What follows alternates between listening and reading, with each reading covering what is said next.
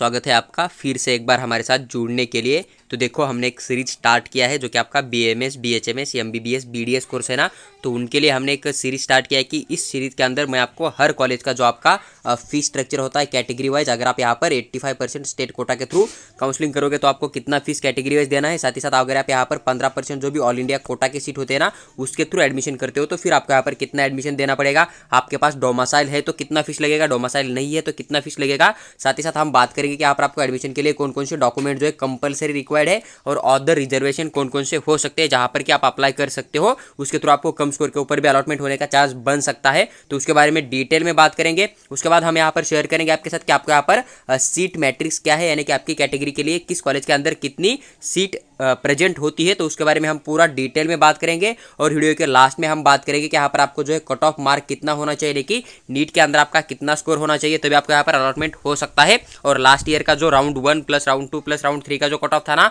वो पूरा round 1 round 2 round 3 का कट ऑफ मैं आपके साथ विद डिटेल एक्सप्लेन करके शेयर करूंगा। यानी कि आपको किसी भी कॉलेज के अंदर जितनी इन्फॉर्मेशन आपके लिए एडमिशन के लिए रिक्वायर्ड होगी वो पूरी की पूरी इन्फॉर्मेशन एक सिंगल वीडियो के अंदर मैं आपके साथ शेयर करूंगा। तो आप बस पूरा वीडियो देखिए, आपका हर एक डाउट यहाँ पर क्लियर हो जाएगा। और इसके बाद आपको जो तिलक आयुर्वेदिक मेडिकल कॉलेज है ना पुणे के अंदर BAMS का, तो इसके रिगार्डिंग आपको अदर कोई भी वीडियो या फिर इसके वेबसाइट के ऊपर भी जाने की जरूरत नहीं पड़ेगी, इस बात का ध्यान रहे। उसके लिए बस आप चैनल को सब्सक्राइब करके हमारे साथ बने रहिए ताकि फ्यूचर में जो भी वीडियो हम शेयर करेंगे वो सबसे जल्दी आपको मिल जाएगा। देखो सबसे पहले हम बात करेंगे कि यहाँ पर अगर आपको डॉक्यूमेंट कौन कौन से चाहिए, ओरिजिनल डॉक्यूमेंट आपके पास कौन कौन से चाहिए, साथ ही साथ इसके आपको 4 जो है जेरोक्स आपके पास लेके जाना है। जब भी आपको यहाँ पर अलॉटमेंट हो जाएगा तो उस टाइम आप एडमिशन के लिए जाओगे तब आपको ओरिजिनल डॉक्यूमेंट लेके जाना है, प्लस इसका जो है 4 सेट आपको जेरोक्स भी लेके जाना है। देखो यहाँ पर पूरा इन्होंने एकदम डिटेल में एक्सप्लेन करके मेंशन किया है। साथ ही साथ आपको यहाँ पर एक पेन ड्राइव खरीदना है और उस पेन ड्राइव के अंदर आपको यहाँ पर PDF बनाकर पूरे के पूरे डॉक्यूमेंट की फाइल लेके जानी है और उसका जो साइज है आपको 600 KB के नीचे रखना है, इस बात का भी ध्यान रहे। देखो आपको ओरिजिनल डॉक्यूमेंट कौन कौन से चाहिए, मैंडेटरी मतलब जो डॉक्यूमेंट के आपके पास होने ही होने चाहिए, चाहे आप कोई भी कैटेगरी में हो आपके पास वो डॉक्यूमेंट होना ही होना चाहिए। तो उस डॉक्यूमेंट की बात करेंगे। सबसे पहले आपके पास यहाँ पर एक सिलेक्शन लेटर या फिर अलॉटमेंट लेटर होना चाहिए। ये आपको कब मिल जाएगा, जब आप 2024 का जो है काउंसलिंग प्रोसेस करोगे, तब उसके बाद जब आपको अलॉटमेंट हो जाएगा कॉलेज का तब आप इसे डाउनलोड करके ले सकते हो। उसके बाद आपके पास एक नीट एडमिट कार्ड होता है ना, उसका ऑनलाइन प्रिंट होना चाहिए,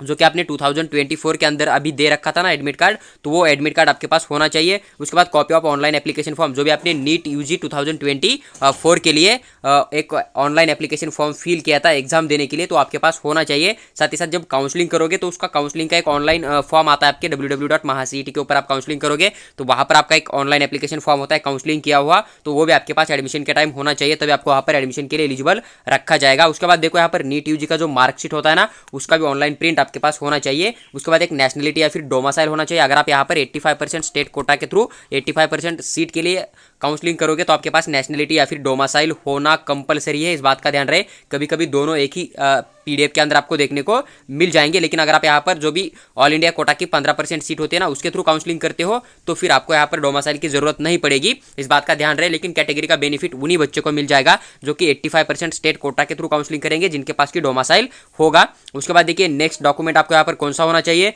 तो आपको HSC यानी कि जो 12th क्लास है ना उसका आपके पास मार्कशीट होना चाहिए। उसके बाद SSC का जो पासिंग सर्टिफिकेट होता है ना वो भी होना चाहिए, जिसके ऊपर क्या आपका DOB यानी कि डेट ऑफ बर्थ लिखा हुआ होना चाहिए। उसके बाद आपके पास मेडिकल फिटनेस होना चाहिए, सभी बच्चों को यहाँ पर ये रिक्वायर्ड है। आपको मेडिकल फिटनेस का एक फॉर्मेट जो है 2024 का CET सेल के ऊपर देखने को मिल जाएगा, या फिर जो भी नीट UG का ब्राउचर आ जाएगा काउंसलिंग ब्राउचर तो उसके अंदर देखने को मिल जाएगा। तो उसके ऊपर आपको सिंपल है डॉक्टर का एक साइन एंड स्टैंप लेना होता है। तो मेडिकल फिटनेस का जब भी रिलीज हो जाएगा तब वो मैं आपके साथ इसी चैनल के ऊपर शेयर करूंगा, उसका PDF भी आपको दे दूंगा। तो बस आप हमारे टेलीग्राम ग्रुप को भी ज्वाइन कर सकते हो, वहाँ पर मैं हर एक PDF आपके साथ जरूर शेयर करूंगा।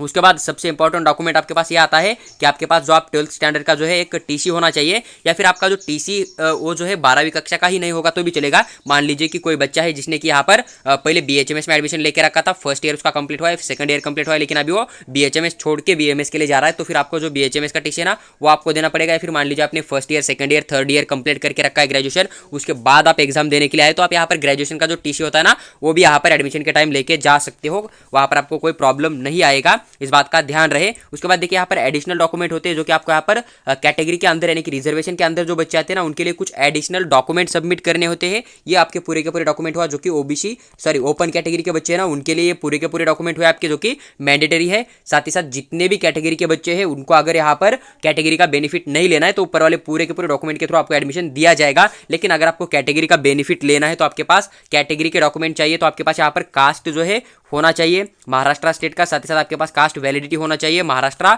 स्टेट स्टूडेंट के पास। उसके बाद आपके पास यहाँ पर एनसीएल होना चाहिए। एनसीएल किन बच्चों के लिए होना चाहिए जो कि यहाँ पर NTB, NTC, NTD, OBC, SBC category के जो बच्चे हैं ना उनके पास यहाँ पर आपका जो है एनसीएल होना चाहिए। यहाँ पर इन्होंने साफ साफ मेंशन किया है कि not required for SC ST student. SC ST category में आते हो तो आपके पास कोई भी एनसीएल या फिर इनकम डॉक्यूमेंट की जरूरत नहीं है। लेकिन जो अदर कैटेगरी है उनके पास आपको यहाँ पर जो है अपना इनकम और एनसीएल लेना पड़ेगा। और जो बच्चे ओपन कैटेगरी में आते हैं जिनका इनकम 8 लाख से नीचे है तो इनको यहाँ पर कोई भी एनसीएल देने की जरूरत नहीं। आपको यहाँ पर ईडब्ल्यूएस कोटा के थ्रू काउंसलिंग करना पड़ेगा, यानी कि आपके पास ईडब्ल्यूएस वाला डॉक्यूमेंट होना चाहिए तभी आपको यहाँ पर स्कॉलरशिप दिया जाएगा। और आपको यहाँ पर साथ में इनकम भी लेना है और इनकम जो आपका 8 लाख से नीचे होना चाहिए, इस बात का ध्यान रहे। लेकिन जो आपके एससी एसटी कैटेगरी के स्टूडेंट है उनके लिए कोई भी एनसीएल या फिर ईडब्ल्यूएस आपको देने की जरूरत नहीं है, इस बात का थोड़ा सा ध्यान रहे। आपको यहाँ पर 100% जो है कैटेगरी का बेनिफिट मिल जाएगा। जस्ट आपके पास कास्ट एंड कास्ट वैलिडिटी वाला डॉक्यूमेंट होना चाहिए। उसके बाद देखिए कुछ एडिशनल रिजर्वेशन होता है, जैसे कि अगर आप पीडब्ल्यूडी कोटा के अंदर आते हो तो आपको डिसेबिलिटी का जो डॉक्यूमेंट है आपके पास होना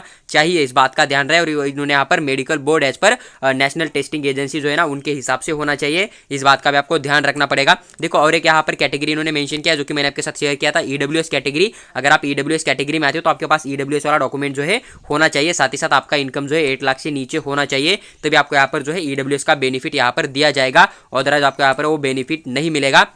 उसके बाद देखो यहाँ पर इन्होंने सेपरेट हिल एरिया भी मेंशन किया है हिल एरिया कैटेगरी के लिए। तो डोमासाइल ऑफ पेरेंट जो है आपके पास होना चाहिए। साथ ही साथ जो हिल एरिया है ना उसका एक रिस्पेक्टिव रीजन आप कहाँ से आते हो उसका जो डिक्लेरेशन फॉर्म है ना वो भी आपके पास यहाँ पर होना चाहिए, इस बात का ध्यान रहे। उसके बाद देखिए कैंडिडेट्स आप जो है ना पास होने चाहिए एसएससी एंड एचएससी जो भी आपने पास किया है ना, जूनियर कॉलेज जो भी है ना आपका, तो वो एरिया जो है ना आपके पेरेंट्स डोमासाइल के साथ होना चाहिए। अगर वो अलग अलग होगा तो फिर आपको यहाँ पर बेनिफिट नहीं मिलेगा, इस बात का ध्यान रहे। तो आप ये वाला जो है यहाँ पर रीड कर सकते हो। उसके बाद देखो कुछ एडिशनल डॉक्यूमेंट है जो कि आपको यहाँ पर D1 कैटेगरी के लिए है। तो यहाँ पर आपको पेरेंट्स फ्रॉम जिला सैनिक बोर्ड का एक डॉक्यूमेंट होना चाहिए, डोमासाइल होना चाहिए आपके पास, आपने सर्टिफिकेट ऑफ पेरेंट का it should be from with in state of Maharashtra होना चाहिए, इस बात का ध्यान रहे। उसके बाद देखिए यहाँ पर D2 के लिए भी मेंशन किया है, तो ये वही होता है कि certificate of parent from authority of defence का होना चाहिए। उसके बाद देखिए service starting stating that parent is servicing as per the army navy air force जो भी है ना उसका एक डॉक्यूमेंट होना चाहिए आपके पास। उसके बाद डोमासाइल होना चाहिए पेरेंट का, it should be from with in state of Maharashtra होना चाहिए। वही सेम आपका यहाँ पर थर्ड जो भी आपका डिफेंस 3 है ना तो उसके लिए आ जाएगा, तो इसे आप यहाँ पर रीड कर सकते हो, वही डॉक्यूमेंट आपके पास होना चाहिए। उसके बाद देखो यहाँ पर एमकेबी होता है, तो एमकेबी क्या होता है, जो महाराष्ट्र कर्नाटका बॉर्डर के स्टूडेंट है वो अगर अप्लाई करना चाहते हैं ना तो उनके पास ये डॉक्यूमेंट होने चाहिए, इस बात का ध्यान रहे। देखो उसके बाद certificate of candidates stating that she is from disputed area जो भी आपका एरिया है उसका एक डॉक्यूमेंट होना चाहिए। उसके बाद mother tongue Marathi as per in school record आपके पास होना चाहिए, और आपने जो SC HSC जो है ना पास किया है जो भी एरिया से उसका भी डॉक्यूमेंट आपके पास होना चाहिए। उसके बाद देखिए एक माइनॉरिटी होता है, माइनॉरिटी कैटेगरी के अंदर जैसे कि कुछ कॉलेज आपको मुस्लिम माइनॉरिटी का देखने को मिल जाएगा, KG मिताल वाला कॉलेज है जो कि हिंदी माइनॉरिटी का है, कुछ जैन माइनॉरिटी के कॉलेज है, तो उस माइनॉरिटी का जो है डॉक्यूमेंट आपके पास होना चाहिए, तभी आपको वहाँ पर उस जो माइनॉरिटी होता है ना तो उसके थ्रू एडमिशन दिया जाएगा। उसके बाद देखो यहाँ पर अदर एक रिजर्वेशन है जैसे कि ऑर्फन कैटेगरी इन्होंने मेंशन किया, तो उसके लिए आपके पास एक जो child welfare women and child welfare department होता है ना उसका एक आपके पास डॉक्यूमेंट होना चाहिए।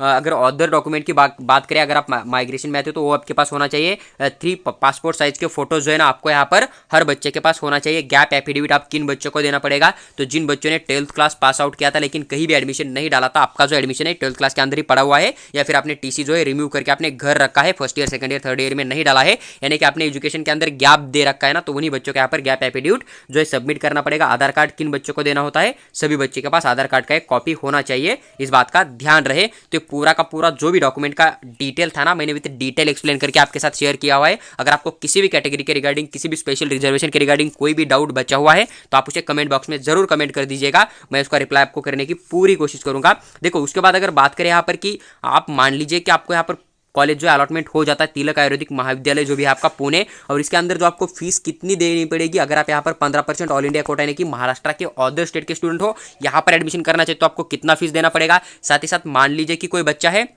जो कि स्टेट का है लेकिन 15% ऑल इंडिया कोटा की काउंसलिंग करता है लेकिन उसके पास डोमासाइल है, तो फिर उसको कितना फीस देना पड़ेगा। साथ ही साथ अगर आप यहाँ पर 85% स्टेट कोटा की काउंसलिंग करके आते हो तो फिर आपको कितना फीस देना है, तो डिटेल में बात करेंगे। देखो सबसे पहले हम बात करेंगे कि 15% ऑल इंडिया कोटा के थ्रू अगर आप एडमिशन लेते हो, जैसे कि देखिए all category student from other state, अगर आप किसी भी कैटेगरी में आते हो लेकिन आपके पास महाराष्ट्र का डोमासाइल नहीं है, तो आप यहाँ पर 64,720 रुपीज आपको यहाँ पर देना पड़ेगा। ईडब्ल्यूएस स्टूडेंट है जो कि यहाँ पर महाराष्ट्र स्टेट का डोमासाइल रखते हैं लेकिन आप यहाँ पर ऑल इंडिया कोटा का काउंसलिंग करके एडमिशन लेते हो, तो आपको यहाँ पर लगभग 39,470 रुपीज आपको पे करना पड़ेगा। मान लीजिए कि आप यहाँ पर रिजर्व कैटेगरी SC ST में आते हो लेकिन आपके पास महाराष्ट्र स्टेट का डोमासाइल है, लेकिन आपने जो है 15% ऑल इंडिया कोटा का काउंसलिंग किया था, तो फिर आपको यहाँ पर 14,220 रुपीज जो है पे करना पड़ेगा। उसके बाद अगर मान लीजिए यहाँ पर आप VJNT OBC SBC में आते हो लेकिन आपको लगता है कि नहीं 85% का काउंसलिंग नहीं करेंगे, हम यहाँ पर जो 15% है उसका काउंसलिंग करेंगे और महाराष्ट्र स्टेट के अंदर ही एडमिशन लेंगे, तो फिर आपको यहाँ पर 17,220 रुपीज जो है आपको यहाँ पर पूरा फीस पे करना पड़ेगा अगर आप यहाँ पर 15% ऑल इंडिया कोटा की काउंसलिंग करके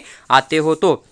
उसके बाद देखिए हम यहाँ पर पूरा डिटेल में बात करेंगे कि अगर आप यहाँ पर स्टेट एडमिशन लेते हो स्टेट कोटा के थ्रू, आपकी यहाँ पर ओपन कैटेगरी है, आपका इनकम जो है 8 लाख से ज्यादा है, तो फिर आपको यहाँ पर 64,720 रुपीज पूरा का पूरा फीस पे करना पड़ेगा। अगर आप ईडब्ल्यूएस के स्टूडेंट है, आपके पास महाराष्ट्र स्टेट का डोमासाइल है और आप यहाँ पर 85% स्टेट कोटा की काउंसलिंग करके आते हो, तो फिर आपको यहाँ पर 39,470 रुपीज पे करना पड़ेगा। उसके बाद आप मान लीजिए कि SC ST कैटेगरी में आते हो, आपको स्टेट कोटा के थ्रू अलॉटमेंट हो जाता है, आपके पास महाराष्ट्र स्टेट का डोमासाइल है, कैटेगरी के पूरे डॉक्यूमेंट है, तो फिर आपको यहाँ पर 14,220 रुपीज फीस पे करना पड़ेगा। वही VJNT OBC SBC में आते हो तो फिर आपको यहाँ पर 17,220 रुपीज पे करना पड़ेगा। आप यहाँ पर एक समझिए कि मान लीजिए कि आप यहाँ पर रिजर्व कैटेगरी में आते हो, ईडब्ल्यूएस में आते हो, आपके पास महाराष्ट्र स्टेट का डोमासाइल है, 8 लाख के नीचे आपका जो ईडब्ल्यूएस के थ्रू इनकम है, तो फिर आप यहाँ पर 15% से काउंसलिंग करिएगा या फिर 80% से करिएगा, आपको फीस जो है दोनों कोटा में सेम ही देनी है। यानी कि आपके पास डोमासाइल है तो आप किसी भी कोटा के थ्रू एडमिशन कर लीजिए अपने स्टेट के अंदर, आपको कैटेगरी का पूरा बेनिफिट यहाँ पर दिया जाएगा। देखो अगर आपको यहाँ पर हॉस्टल अलॉटमेंट हो जाता है तो हॉस्टल का जो फीस रहेगा 1 ईयर के लिए तो 19,500 रुपीज़ आपको देखने को मिल जाएगा और इसके अंदर कोई भी मेस का फीस नहीं है। देखिए यहाँ पर if hostel is allotted, hostel fees for 1 year आपका 19,500 आपको यहाँ पर नजर आ जाएगा। इस बात का ध्यान रहे। देखिए MBBS कोर्स के लिए मैक्सिमम जो भी गवर्नमेंट कॉलेज होते हैं ना, तो उनके अंदर आपको 4,000 देखने को मिल जाता है, लेकिन यहाँ पर इन्होंने मेंशन किया है 19,500, मतलब आपको यहाँ पर इतना फीस जो है यहाँ पर आपको पे करना पड़ेगा। इस बात का ध्यान रहे। देखो इन्होंने यहाँ पर फिर मेंशन किया है कि state admission quota student shall be drawn to separate DD. आपको यहाँ पर 2 डिमांड ड्राफ्ट बनाना पड़ेगा। एक आपको ट्यूशन फीस के लिए जो है ना डीडी बनाना पड़ेगा, दूसरा आपको अदर फीस के लिए बनाना पड़ेगा। तो ओपन कैटेगरी वाले बच्चे उनको यहाँ पर ट्यूशन फीस का 47,500 का डीडी बनाना पड़ेगा एक, और अदर डीडी जो आपको 17,220 रुपीज का बनाना पड़ेगा। ईडब्ल्यूएस वाले स्टूडेंट है जो कि महाराष्ट्र स्टेट के हैं तो आपको ट्यूशन फीस आधा देना होता है, तो आपको 23,750 रुपीज का एक बनाना पड़ेगा। अदर फीस आपको 15,720 रुपीज का पे करना पड़ेगा। रिजर्व कैटेगरी वाले जो बच्चे होते हैं SC ST के, तो उनको कोई भी यहाँ पर ट्यूशन फीस देनी नहीं होती है, तो आपको जस्ट अदर फीस जो है ना आपका 14,220 रुपीज वही पे करना पड़ेगा। इसके अंदर आपको कम क्यों नजर आ रहा है ईडब्ल्यूएस या फिर अदर फीस जो ओपन कैटेगरी होता है उनसे, क्योंकि यहाँ पर आपका डेवलपमेंट फीस भी आपको पे नहीं करना होता है। डेवलपमेंट फीस भी आपका गवर्नमेंट पे करता है, तो डेवलपमेंट फीस जो भी होता है 3,000 रुपीज, तो आपका यहाँ पर माइनस हो चुका है, इसलिए आपका यहाँ पर ओपन कैटेगरी से कम फीस देखने को मिल रहा है। और ईडब्ल्यूएस वाले बच्चों को भी डेवलपमेंट फीस जो है ना आधा ही पे करना पड़ेगा, यानी कि 3,000 डेवलपमेंट फीस है, तो ईडब्ल्यूएस वाले बच्चों का यहाँ पर जो है 1,500 ही पे करना पड़ेगा, इसलिए आपको 1,500 जो है ना कम नजर आ रहा है ओपन कैटेगरी से ईडब्ल्यूएस वाले बच्चों को भी। और SC ST वाले बच्चों को तो कोई डेवलपमेंट फीस नहीं होता, इसलिए आपको यहाँ पर 3,000 रुपीज जो है अदर कैटेगरी या फिर ओपन कैटेगरी से आपको कम फीस देखने को मिल रहा है, जो कि अदर फीस होता है उसके अंदर। उसके बाद VJNT OBC SBC की बात करें तो फिर आपको यहाँ पर 17,220 रुपीज जो है यहाँ पर टोटल फीस पे करना पड़ेगा। एक ही डीडी आपको यहाँ पर बनाना पड़ेगा अदर फीस का। देखो यहाँ पर अगर बात करें डीडी आपको कहाँ से बनाना है, तो डीडी आपको प्रिंसिपल तिलक आयुर्वेदिक महाविद्यालय पुणे इस नाम से बनाना है, और आपको नेशनल बैंक का ही डीडी बनाना है। बैंक के अंदर जाके आपको डीडी यहाँ पर बनाना पड़ेगा, इस बात का ध्यान रहे। और आपको यहाँ पर पूरे के पूरे ओरिजिनल डॉक्यूमेंट्स है ना सेपरेट PDF फाइल बनाकर उसको आपको लेके जाना है पेन ड्राइव के अंदर, और 600 KB से नीचे जो है आपका पूरा फाइल होना चाहिए PDF का, इस बात का ध्यान रहे। देखो अगर आप यहाँ पर डिटेल में किसकी फीस कितनी ली जाती है ना उसकी बात करें तो यहाँ पर आपसे एक एडमिशन फॉर्म का फीस लिया जाएगा 1,500 रुपीज। उसके बाद आपसे एक ट्यूशन फीस लिया जाएगा, जो कि ईडब्ल्यूएस वाले स्टूडेंट होते हैं ना उनसे यहाँ पर 50% यानी कि आधा लिया जाएगा। ओपन कैटेगरी का बच्चा है 8 लाख से ज़्यादा इनकम है तो उससे पूरा का पूरा लिया जाएगा, जो कि 47,500 होता है। बाकी SC ST कैटेगरी के लिए कोई भी ट्यूशन फीस आपको देने की जरूरत नहीं होती है, इस बात का ध्यान रहे। उसके बाद देखिए प्रैक्टिकल फीस होती है 500 रुपीज़। विद्या भारती शास्त्री संघ जो कि स्टूडेंट एक्टिविटी का फीस है लगभग 1,000 रुपीज़। उसके बाद आयुर्वेदा प्रकाशन जो है उसका फीस है यहाँ पर 1,000 रुपीज़। जर्नल्स का यहाँ पर प्रैक्टिकल बुक्स का 700 रुपीज़ लिया जा रहा है। इंटरनल एग्जामिनेशन फीस जो आपका यहाँ पर 400 लिया जा रहा है। उसके बाद देखो आपको यहाँ पर जो कि लाइब्रेरी फीस होता है ना उसका 1000 लिया जा रहा है। प्रैक्टिकल जो डिपॉजिट होता है ना जो कि आपको बाद में रिफंड मिल जाएगा, तो यहाँ पर 2000 लिया जा रहा है, तो आपको बाद में रिटर्न मिल जाएगा। तो इसे आप कैलकुलेट ना करें तो भी चलेगा। लाइब्रेरी डिपॉजिट लिया जाता है जो कि आपका 2000 है, ये भी आपको रिफंड मिल जाएगा। 4000 तो आपको वैसे भी रिटर्न आने वाला है जो कि आप पे करोगे। देखो डेवलपमेंट फीस है यहाँ पर लगभग 3000 रुपीज़, जो कि मैंने बोल दिया था। तो ये आपको जस्ट यहाँ पर ओपन कैटेगरी वाले बच्चों को पूरा पे करना पड़ेगा। फीजे NT SBC OBC इन बच्चों को भी पूरा पे करना पड़ेगा। EWS वाले बच्चों को आधा पे करना होता है 1500 के आसपास। SC ST वाले बच्चों को कोई भी यहाँ पर देने की जरूरत नहीं होती है। यूनिवर्सिटी की फीस की बात करें तो 2900 रुपीज़ पे करना है। प्रोराटा जो फीस होता है ना 500 रुपीज़ पे करना है। यानी कि आप यहाँ पर एडमिशन के टाइम जितना फीस पे करोगे ना उसके बाद आपको पूरे साल तक इस कॉलेज के अंदर कोई भी फीस नहीं लिया जाएगा। इसलिए इस कॉलेज का आपको फीस थोड़ा सा अदर गवर्नमेंट कॉलेज के रिगार्डिंग थोड़ा ज़्यादा दिख रहा है। इस बात को थोड़ा सा समझ लीजिए, क्योंकि अदर गवर्नमेंट कॉलेज क्या करेंगे, आपसे इससे कम फीस लेंगे, लेकिन बाद में जैसे आप कॉलेज के अंदर जाओगे तो फिर जो अदर फीस होती है ना, यूनिवर्सिटी एलिजिबिलिटी फीस होता है या फिर जो डेवलपमेंट फीस होता है, आइडेंटिटी कार्ड का फीस होता है, या फिर जो भी आपका NSS यूनिट फीस होता है, तो फिर वो बाद में लिया जाएगा आपसे। इस बात का ध्यान रहे। तो ये वाले एक ही साथ ले रहे हैं, इस बात का थोड़ा सा आप ध्यान रख सकते हो। प्रोराटा जो फीस रहेगा यूनिवर्सिटी का वो 500 रुपीज़ रहेगा। जिमखाना फीस आपसे यहाँ पर 500 रुपीज़ लिया जाएगा। यूनिवर्सिटी का डेवलपमेंट फीस होता है 100 रुपीज़ लिया जाएगा। आइडेंटिटी कार्ड का फीस है 100 रुपीज़ लिया जाएगा। यूनिवर्सिटी का सेल्फ फाइनेंस है जो कि 10 रुपीज़ है, और यूनिवर्सिटी का डायरेक्टर मैनेजमेंट फंड आपसे यहाँ पर 10 रुपीज़ लिया जाएगा। टोटल अगर करोगे आप यहाँ पर जो कि ओपन कैटेगरी के लिए आएगा तो 64,720 आ जाएगा। और अदर कैटेगरी के हिसाब से मैंने जो भी एक्सप्लेन किया है उसी तरह से आपको यहाँ पर फीस माइनस होता जाएगा, और फिर जो बचा हुआ है वो अमाउंट आपको यहाँ पर पे करना पड़ेगा। और ये जो PDF है ना पूरा का पूरा मैंने ऑफिशियल इन्फॉर्मेशन कंडक्ट करके आपके साथ शेयर कर रहा हूँ, जो कि तिलक आयुर्वेदिक महाविद्यालय पुणे के अंदर है। प्रिंसिपल का साइन भी आपको यहाँ पर देखने को मिल जाएगा। तो ये पूरा बात किया हमने। आपको डॉक्यूमेंट कौन कौन से देने हैं, आपको फीस किस कैटेगरी के लिए कितना देना है, अगर आप 15% से आते हो तो फिर आपको कितना फीस देना पड़ेगा, आप 85% से काउंसलिंग करते हो तो फिर कितना फीस देना पड़ेगा, आपके पास डोमासाइल है तो कितना लगेगा, किस कैटेगरी के लिए कितना है। अभी हम बात करेंगे कि यहाँ पर आपके कैटेगरी वाइज यहाँ पर कितने सीट जो है इस कॉलेज के अंदर आपको देखने को मिल जाएगा। और उसके बाद हम बात करेंगे कि आपको 2023 के राउंड 1 राउंड 2 का कट ऑफ क्या था, और लास्ट में शेयर करूंगा कि एक्सपेक्टेड कट ऑफ आप यहाँ पर क्या लेके चल सकते हो। देखो अगर बात करें यहाँ पर तिलक आयुर्वेदिक महाविद्यालय पुणे के अंदर, तो आपको यहाँ पर जो इसका चॉइस कोड देखने को मिल जाएगा तो 3108 आपको यहाँ पर इसका चॉइस कोड नजर आ जाएगा। अगर टोटल इनटेक कैपेसिटी की बात करें तो 125 टोटल सीट आपको यहाँ पर देखने को मिल रहा है। अगर ऑल इंडिया कोटा की बात करें तो यहाँ पर 19 सीट आपका ऑल इंडिया कोटा के अंदर चला जाएगा। देखो अभी हम बात करेंगे यहाँ पर कि आपको जो है कैटेगरी वाइज यहाँ पर कितना सीट प्रेजेंट है, यानी कि आपको कैटेगरी के हिसाब से यहाँ पर कितना जो है सीट देखने को मिल जाएगा उसके बारे में। देखो सबसे पहले यहाँ पर कुछ रिजर्वेशन होता है, जैसे कि आपको यहाँ पर देखने को मिल जाएगा हर कैटेगरी के अंदर से कुछ सीट होते हैं, जैसे कि जनरल सीट होते हैं। जनरल के अंदर आपको मेल प्लस जो फीमेल है ना जिसका स्कोर ज़्यादा होगा उसको उसी कैटेगरी वाले बच्चों को अलॉटमेंट किया जाएगा। वुमन के लिए जो सीट होते हैं यहाँ पर सिर्फ लड़कियों को सेम कैटेगरी के अंदर से सीट दिया जाएगा। ऑर्फन यानी कि जो अनाथ बच्चे होते हैं उनके लिए होता है, और एक PWD कोटा होता है PWD के अंदर जो कि फिजिकल हैंडीकैप होता है उनके पास, तो उनको यहाँ पर अलॉटमेंट किया जाता है। बाकी हिल एरिया का कोई भी सीट यहाँ पर इन्होंने मेंशन नहीं किया है, इस बात को आपको थोड़ा सा ध्यान रखना पड़ेगा। देखो उसके बाद अगर बात करें यहाँ पर तो जनरल का SC कैटेगरी के अंदर आपको यहाँ पर 10 सीट देखने को मिल जाएगा। वही वुमन के लिए 4 सीट नजर आ जाएगा। अगर बात करें ST कैटेगरी का तो 4 सीट आपको यहाँ पर 5 सीट आपको देखने को मिल जाएगा जनरल का, 2 सीट आपको यहाँ पर वुमन कोटा का नजर आ रहा है। उसके बाद फीजे की बात करें तो 1 सीट है जनरल का, 1 सीट वुमन का है, और फिजिकल हैंडीकैप का आपको 1 सीट देखने को मिल जाएगा। NT-B की कैटेगरी की बात करें तो 2 सीट है जनरल का, 1 सीट है वुमन का। NT-C कैटेगरी की बात करें तो 3 सीट है जनरल का, 1 सीट है वुमन के लिए। NT-D की बात करें तो 1 सीट है जनरल का, 1 सीट आपको वुमन का नजर आ जाएगा। उसके बाद OBC कैटेगरी की बात करें तो 12 सीट है जनरल के, 6 सीट आपको यहाँ पर वुमन के लिए नजर आ जाएगा, और 1 आपको फिजिकल हैंडीकैप का सीट देखने को मिल जाएगा। ये जो बहुत ज़्यादा सीट नजर आ रहे हैं तो पूरे टोटल रिजर्व कैटेगरी को मिलाकर इतने सीट इस कॉलेज के अंदर होते हैं, इसको आपका यहाँ पर एक आइडिया लग जाएगा। उसके बाद EWS कोटा की बात करें तो 6 सीट है जनरल का, 3 सीट है वुमन का, और फिजिकल हैंडीकैप का 1 सीट आपको देखने को मिल जाएगा।